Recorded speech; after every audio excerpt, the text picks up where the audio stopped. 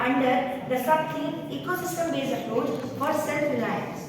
Now, let's first talk about the overview, that what we are going to discuss in the next few minutes.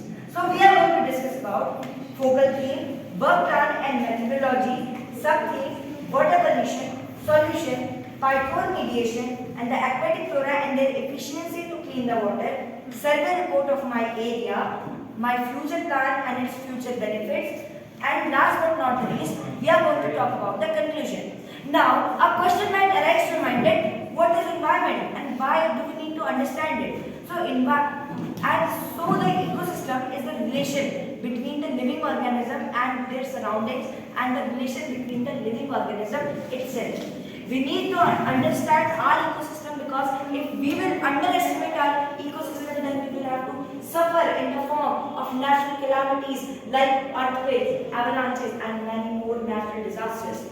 So, to understand my ecosystem better, the work plan and methodology I followed is understanding the focal and sub-theme, finding the problems in my surroundings, and I found the problem of water pollution. And the solution that is available in my surrounding is of aquatic plants. Now, we are going to find these plants near innovating our idea on people's problem. Now, we are going to innovate our idea on the sub-theme of ecosystem-based approach for self-reliance. This sub-theme best teaches us how to do sustainable development by molding ourselves according to the need of environment. Now, judges, I want to grab your attention to a very deleterious topic, that is water pollution. According to the Composite Water Management Index report published by the NITI Aayog in June 2018, 70% of the water in India is contaminated, and you can see the high level of pollutions in Fatima. What is the solution to this problem? The solution says that there are various types of aquatic plants that are available in our surrounding that clean the water. Actually, there are some bacteria that are present at the root nodules of these plants which clean the water, and that's our topic of research, aquatic flora to reduce water pollution. Now, a question might arise from my mind, how these plants clean water? So, these plants clean water by the process of phytol mediation. So, phytol mediation is a process in which there are certain bacteria that are present at the root nodules of the plants which clean the water and various impurities of air, water and land. The various sub-processes that are included in phytol mediation are phyto extraction, phyto concentration and rhizofiltration. And this is a process that is used by these plants to clean the water. Now, we are going to talk about our unsung heroes, that is our aquatic plants. So, the first plant is Velasteria. Velasteria is also known as eelgrass or wild celery. It has been seen in the fresh waters and it can grow in both still and flowing waters. And you can see that Velasteria can clean 80% of the chromium that is dissolved in the water. Next plant is Azolla, and Azolla is also presented on your table. And Azolla floats on water. It also reduces the breeding of mosquitoes. It is used as a biofertilizer. It removes nitrogen and phosphorus from the wastewater, and it also removes 65% of the nitrogen in the water. And this is a growth chart of Azolla. As you can see here, Azolla can grow in all the various temperatures that are across India.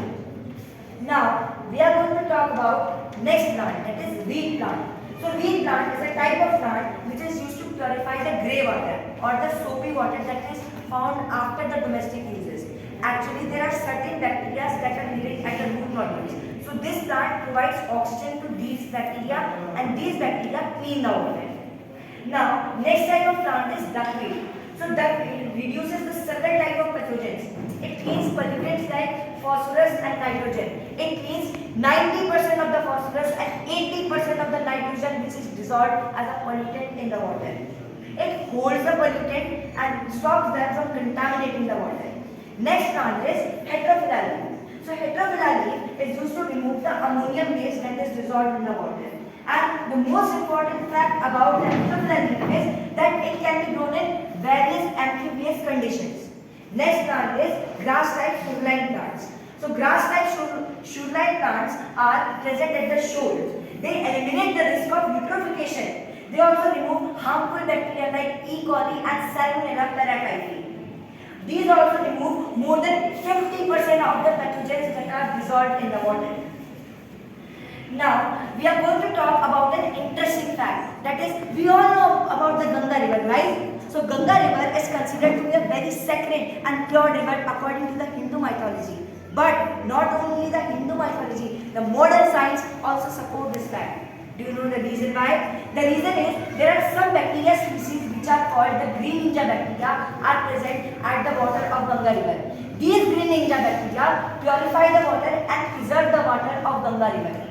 And the most interesting fact is that these green ninja bacteria are also present at the root nodules of azolla plant, duckweed plant and the reed plant. Hence, it is a proof that these plants purify the water.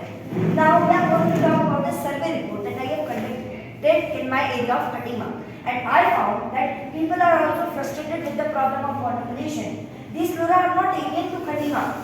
The ponds in which these flora was found was more cleaner. There is a need of a water treatment facility in Katima. Moreover, mosquitoes are also a growing problem and the waterborne diseases are also available in Katima. So I innovated a solution for these problems, that is eco water treatment plant, in which we use these plants to treat the water. My eco water treatment plant works on mainly 5 filters. Filter 1 will remove large size impurities with gravel. Filter 2 will remove the impurities by the process of decantation, and filter 3 will remove the sludge and oil from water. Filter 4 will allow the almost pure water to be cleansed by our aquatic flora. And in filter 5, we will disinfect this water with the help of grass-type sugarline plants. And at last, we will get a water which will be perfectly fit for the domestic use. Now, if this plan will be perfectly followed, then we will have the following future benefits. Number 1, India will tackle the problem of water pollution, and that too with a sustainable way of thinking. Second, we will also reduce the number of waterborne diseases. I want to tell you a fact that 80% of the diseases are waterborne. So we can also reduce the number by planting these plants in our surrounding. Number 3, these plants also reduce the breeding of mosquitoes. So we can also reduce the diseases like malaria, dengue, etc., which are also affecting the people of India. Also, these plants somehow support the aquatic ecosystem, so we can also sustain the ecosystem in a better way. Now, we have come to the conclusion that these aquatic flora reduce water pollution. They provide improved ecosystem for aquatic fauna. They kill the bacteria that cause diseases. They also prevent the breeding of mosquitoes, reducing malaria and dengue. So we the youngsters should take an oath today of making our ecosystem more better, and should take an oath today that we will also support other ecosystems as well. And we should remember that valuing the nature means valuing the creation. So we should respect the creation by valuing the nature. Thank you.